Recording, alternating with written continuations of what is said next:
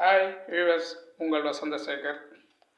இன்றைக்கி யாழியை பற்றி தான் பேச போகிறோம். இந்த யாழி ஒரு பெரிய கொடூரம் இருக்காங்க.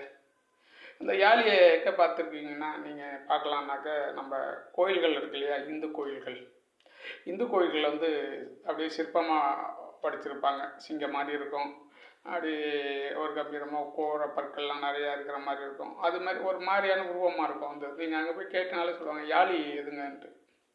இந்த யாழி ஒரு பசி வந்துச்சுன்னு வச்சுங்களேன், அது சாப்பிட்றது யானையே முழுங்கிடுமாங்க, ஒரு பெரிய யானையே. அப்போ அந்த யாழி எவ்வளோ பெரிய மிருகமாக இருந்திருக்கும் பாருங்கள். இல்லை, அதுக்கான சான்றெல்லாம் இருக்காங்கன்னா இருந்திருக்குதுன்னு. ஒரு காலத்தில் அது அழிக்கப்பட்டு விட்டது. ஏன்னா ரொம்ப கொடூரமான மிருகமாக இருக்கும் போல் இருக்குது. யானையே முழுகுதுன்னா பார்த்துங்க எவ்வளோ பெரிய மிருகமாக இருக்கும்ட்டு. நம்ம இந்து கோயில்கள்லாம் அந்த யாழியை வரைஞ்சி வச்சுருக்கு. இது கல்வெட்டில் செதுக்கி வச்சுருக்காங்க. சில பேர் வரைஞ்சி கூட வச்சுருப்பாங்க.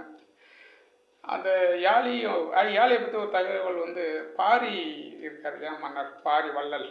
அவரோட நண்பர் கபிலர்ன்ட்டு, அவர் புலவர். ரெண்டு பேரும் நண்பர்கள். அது மேற்கு தொடர்ச்சி மலையில் அப்படியே நடந்து போயிட்டு இருக்கும்போது அப்போ கபிலருக்கு ஒரு சந்தேகம் வருது.